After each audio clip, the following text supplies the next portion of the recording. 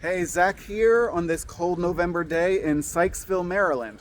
We're going to check out the historic train station behind me, as well as the rest of the town. Maybe we'll get lucky and see a train come through. Cross your fingers. In this video, we will explore historic Sykesville, check out the old B&O Baldwin station, see a passing train, and explore abandoned railroad tracks. So let's get started. Sykesville, Maryland is a small town known today for its historic main street and picturesque charm. But this small town has a surprisingly rich history, shaped by the B&O Railroad and the Patapsco River. The south branch of the Patapsco River acts as a dividing line between present-day Howard and Carroll counties. Nestled just north of this river, Sykesville sits at the southern edge of Carroll County. But the settlement that would grow into the present-day town did not actually start in Carroll County. It wasn't always on the north side of the river, and it wasn't even always called Sykesville. In the early 1800s, the land that would become Sykesville was part of the vast Springfield estate, a 3,000-acre plantation owned by William Patterson, one of the founders of the Baltimore Ohio Railroad. In 1825, the Patterson family sold 1,000 acres of this land to business associate James Sykes, which he used to build and refurbish a number of mills along the Patapsco River.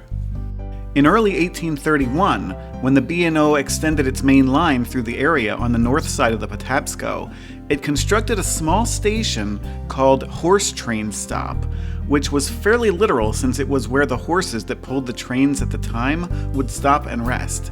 This name would be short-lived, as horses were completely replaced by steam engines later that year.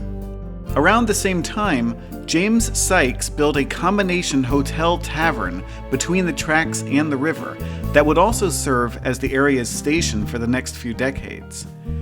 It wasn't long until the growing settlement's name was changed to Sykesville. The railroad brought businesses and people into the area, and Sykesville grew on both the north and south sides of the river, which in those days were Baltimore County and Anne Arundel County respectively. In 1837, Carroll County was formed north of the river, carved from the neighboring Baltimore and Frederick counties.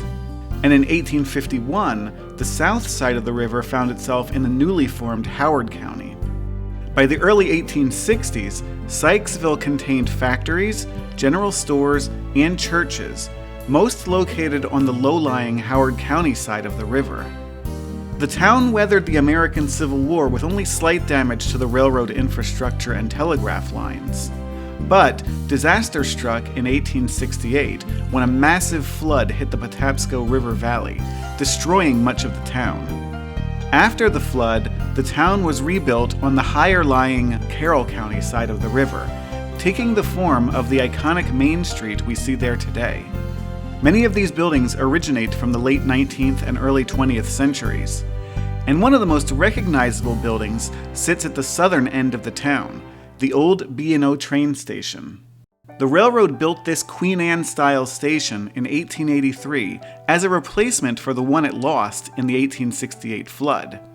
It was conceived by architect E. Francis Baldwin, who designed many other stations for the railroad, many of which still survive to the present day and have been featured in a number of my other videos. But this is the only surviving one that is exclusively on the old main line. The building contained a ticket and telegraph office, as well as separate waiting rooms for men and women. The upstairs contained 5 small rooms for the station master and his family.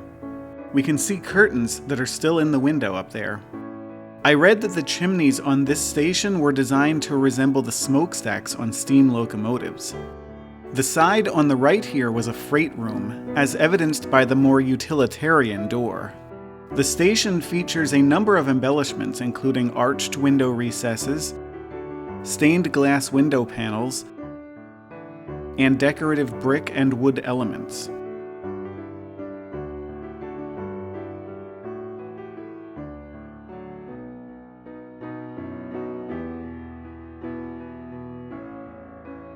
Until recently, the station housed a popular restaurant. In that capacity, the old passenger platform was remodeled and enclosed to accommodate outdoor seating. Even though it has been closed for a while at this point, this seating area is still pretty much intact from the restaurant days. I particularly like the train-themed chalkboard drawing. There are some B&O passenger benches along the intact exterior wall, and through the building we can see the light coming through the stained glass. We can see the original track side of the station in this old image.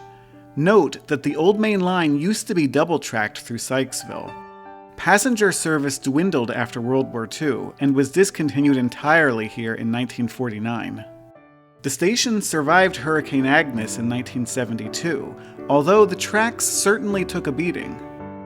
Through the rest of the 70s, the station fell into disrepair and was apparently the target of graffiti. The building was donated to the town of Sykesville in the 1990s and was subsequently restored to its original color and state. Aside from the station, we can see some other railroad relics in the area, including some old train cars sitting on the remnants of the second track.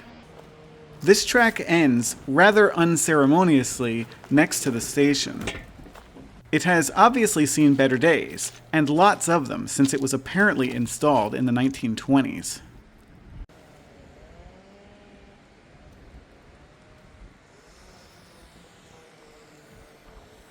Sitting on the track, parked with the other freight cars, is a caboose that actually began its life on the Reading Railroad before transitioning to Conrail and getting this blue paint job.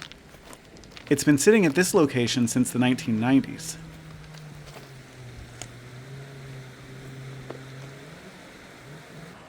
Look how close the track is to the river here. Across Main Street from the station is a building that definitely deserves a mention, as it was one of the very few to survive the 1868 flood.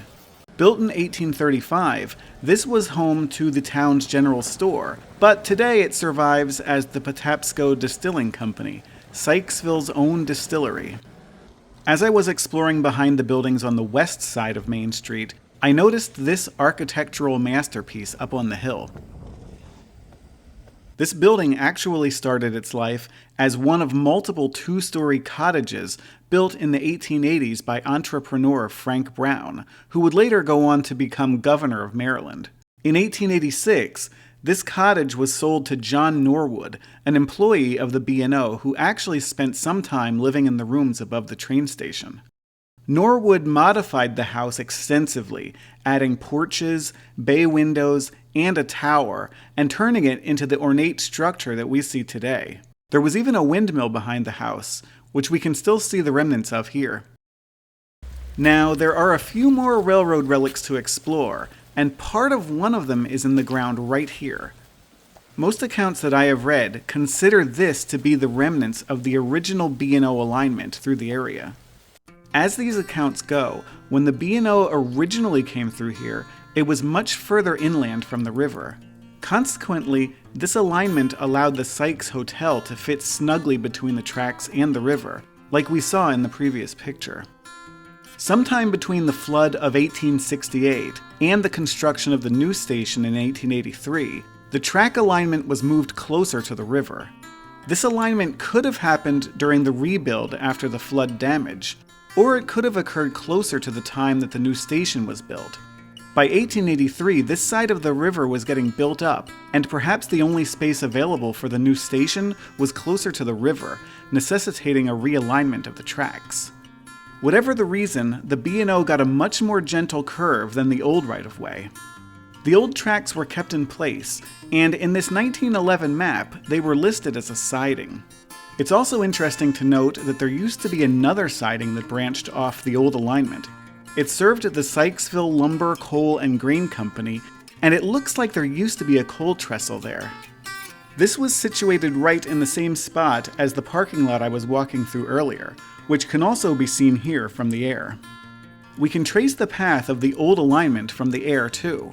Starting just east of the station, the tracks would have branched off right about where that trailer sits. They would have run up alongside the building with the green line.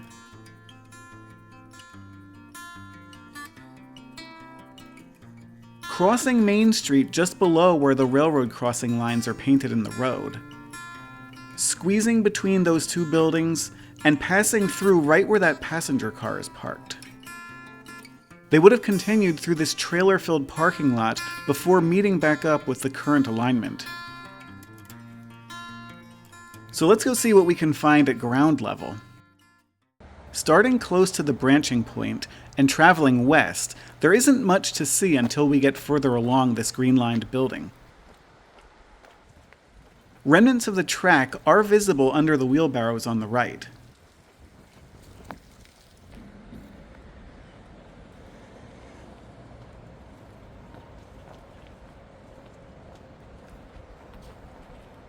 Following it back along the building, we find this loading bay door that is perfectly positioned to have been serviced by the tracks.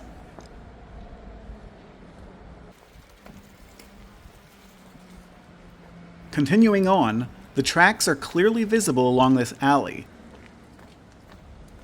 although they are covered here by these tables and chairs. They come out again on the run-up to Main Street, where they have been completely covered over. Here we see this same crossing in 1930, with all of the same buildings present that we can see today. The rails are still intact in the street in 2016, although they are gone in 2019, according to Google Street View. The small building across the street is a cafe, but it looks like they preserved some form of the rails in their outdoor seating area.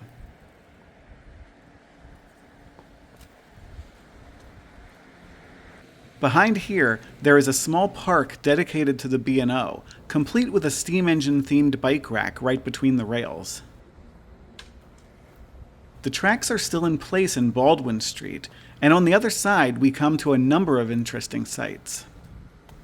First, we have an old C&O Pullman passenger car, which now houses the Sykesville and Patapsco Model Railroad display.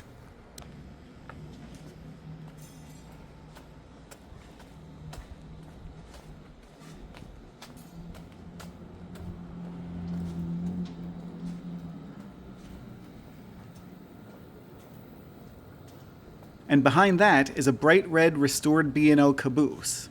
Both the passenger car and the caboose are now stranded, since the track on both sides is disconnected. Here is a photo taken during the restoration process in 2022. The old B&O Alignment would have continued through this busy parking lot before joining up with the current tracks on the other side. Backtracking a little, we find this interesting structure that obviously looks railroad related. In actuality, this is a recreation of an old interlocking tower that stood near Penn Station in Baltimore from 1910 into the 1990s. It had to be removed to accommodate Baltimore's light rail development. I called this a recreation because the ground floor is essentially new construction, while the second floor is mostly original. Although not native to this location, it does fit right in next to the old alignment tracks and the preserved train cars. The building opened here in the early 2000s, and today houses the Sykesville Post Office and Visitor Center.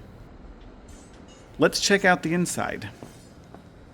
Inside, we find an informative map of the town with write-ups on some of the historical sites, and on the other wall we see some old pictures. But almost as soon as I was inside, I heard a train horn.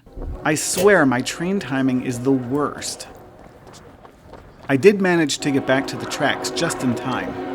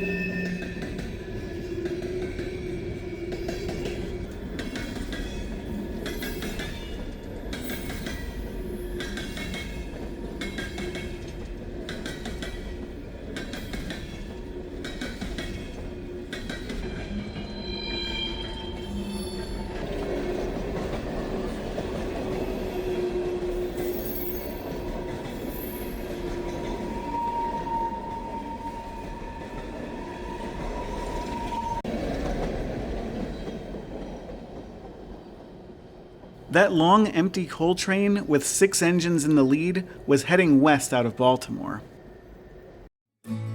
While I waited for more trains, I explored the surroundings from the air.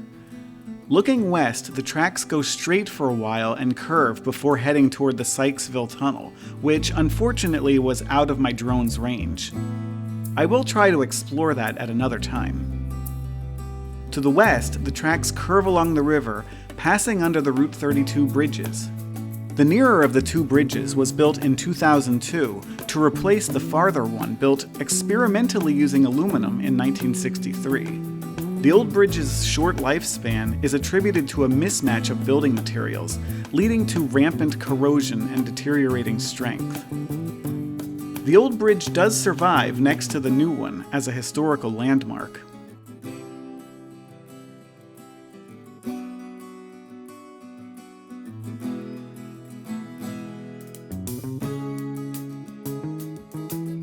Incidentally, the building of this Route 32 bypass in 1963 did negatively affect the town of Sykesville at the time. Before the bypass, Route 32 traveled right through the center of town.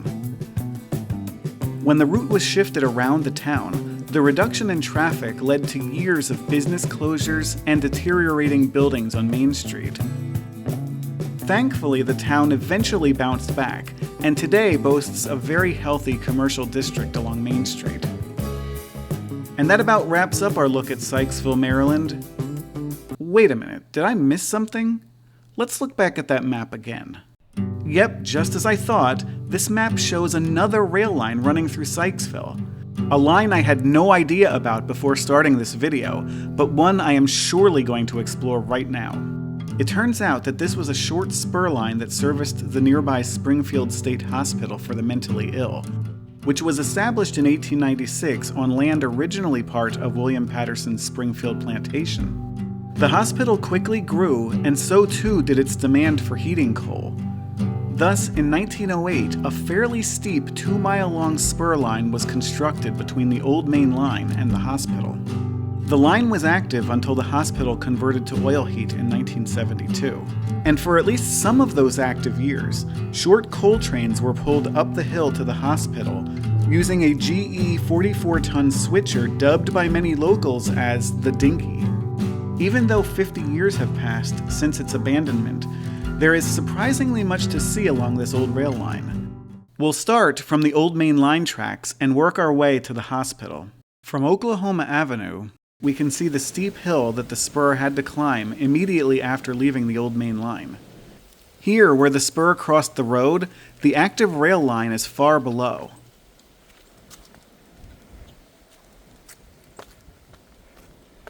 The right-of-way is clearly visible heading into the woods here.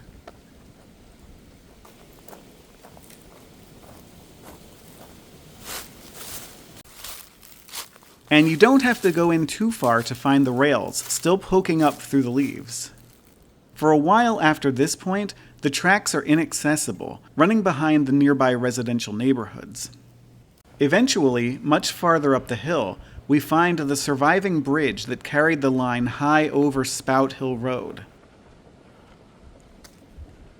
This is an impressive bridge for such a short spur, but I guess it accentuates the importance of the line to the hospital. I decided to brave the steep hill to see if the rails were still intact on the bridge. And there they are, although very overgrown.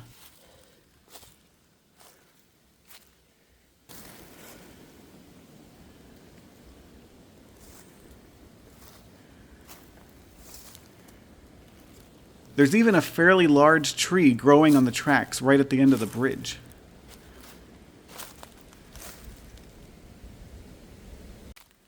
I walked back downhill a little bit to check out the cut that the tracks pass through in this area. There's a little bit of garbage on the tracks, mostly in the form of old tires, but most of the debris is natural, fallen trees and fallen rocks.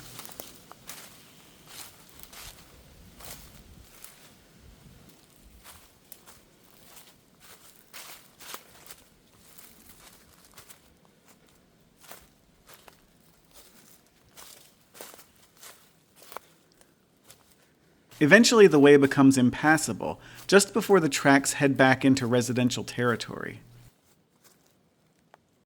On the way back down, I stopped to check out the vine-covered girder work under the bridge. After the bridge, the right-of-way goes again into residential territory, emerging here to cross Central Avenue and pass behind this service station. No rails exist at this location.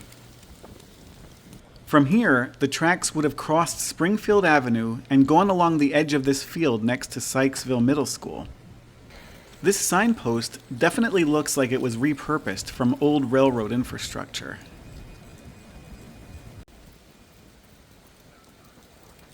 Some rails are sticking through from the school access road.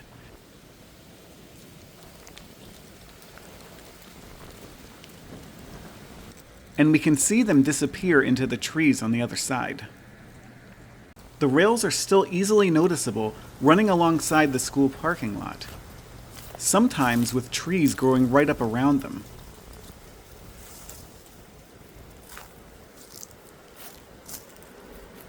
At the end of the parking lot, the tracks are approaching busy Route 32, which we can hear just on the other side of all these branches.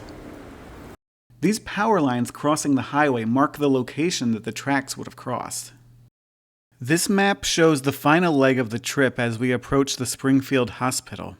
On the other side of 32, the tracks would have come through that indentation next to the water tower and continued right through my position to pass on the right of that structure, which I believe was a storage house for the dinky engine. I did peek inside, but it was empty.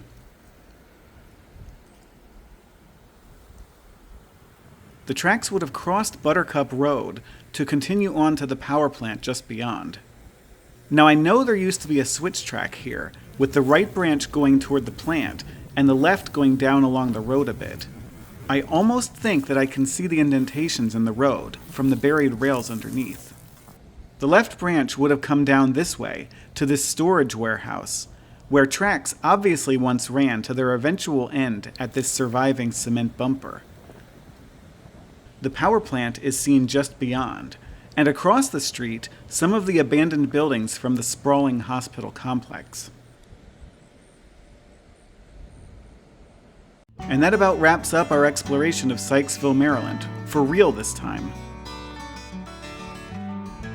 With its history intertwined with that of the B&O Railroad, this town has withstood war, survived floods, and bounced back from economic turmoil to persist as a model of Main Street America.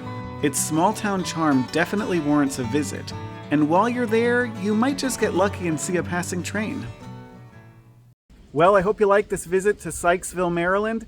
It's an interesting little town with a lot of history, and we got to see another Baldwin-era station along the way. If you enjoyed this video, don't forget to like, comment, and please consider subscribing so you don't miss any future videos. Until next time, see you later.